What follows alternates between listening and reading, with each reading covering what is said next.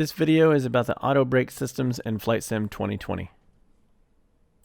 Autobrakes are available on the Boeing 787, the Boeing 747, and the Airbus A320. The Boeing 787 and the Boeing 747 as pictured both look like this. Two parts to this knob, the takeoff part and the landing part. RTO stands for rejected takeoff. Once airborne, the switch will move to the off position by itself. Disarm disables the system. Then we have positions 1 through 4. Each position has a metered deceleration rate. The max auto position is the same as position 4 in Flight Sim 2020. Now we're going to see what a rejected takeoff looks like. Note the selector is in RTO. Auto brakes are activated in the Boeing by weight on wheels and throttles to idle. In Flight Sim 2020, for the system to work, you have to be above 80 knots indicated airspeed in the RTO position. Once the throttles are at idle, brake pressure is applied. You can keep your feet off the toe brakes and let the airplane stop by itself. Use rudders for directional control. If you do use toe brakes, it deactivates the system, it turns it off. You have to do braking yourself from that point. Now I'm going to show you a rejected takeoff prior to the system being activated at 80 knots. Notice the deceleration rate once we bring the throttles to idle. Here we have throttles to idle and we're not decelerating very quickly.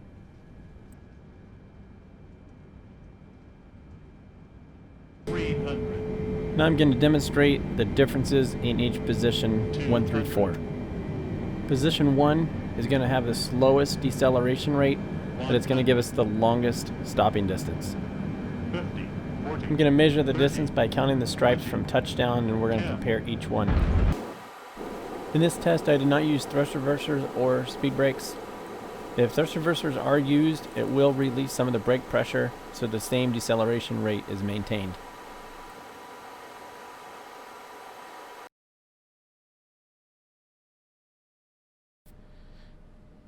Here is position 2.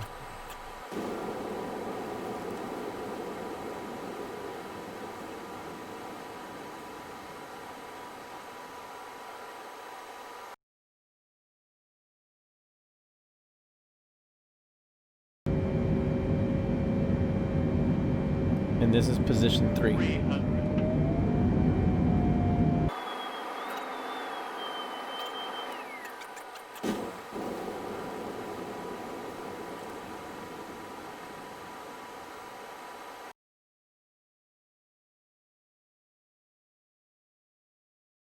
And as you probably guessed, position 4.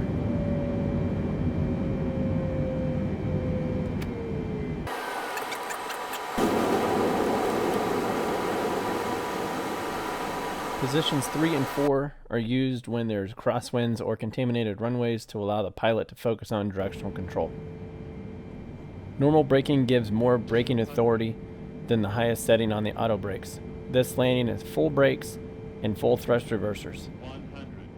This is just to show the difference.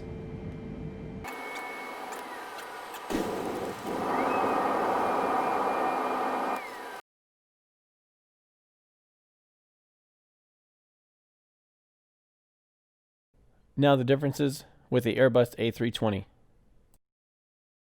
The selector is totally different, only 3 buttons, low, medium, and max. Low and medium are used for landing, max is used for rejected takeoff. And also the anti-skid switch has to be on. If for some reason you bump it and you push the button for the auto brakes, they won't turn on. When you select a button, the on light will come on. That doesn't mean the system is on, it just means it's armed. You'll also see the decel light when the system is activated. That just means that the airplane is braking within 80% of the selected rate. 200. The selector is on the right. You can see we have the medium button selected. It's on. 60, 50. This system will not activate 30. until the speed brakes are extended. If you land, bring the throttles to idle, and don't do anything else, the auto brake system won't work until the speed brakes are extended. And you'll notice a slow deceleration rate. I intentionally let the speed brakes retracted to illustrate this. We also did not get a decel light.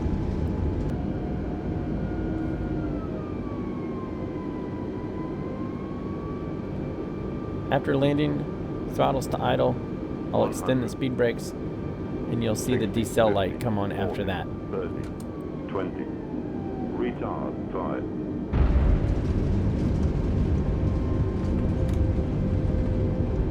The decel light came on. You'll also notice the increased rate of deceleration. With the Airbus, if you have a rejected takeoff and you abort below 72 knots, the speed brakes will not come up automatically and you will not get any automatic braking application. You would have to do it manually. That's all I have. Thank you guys for watching. Please be sure to like and subscribe.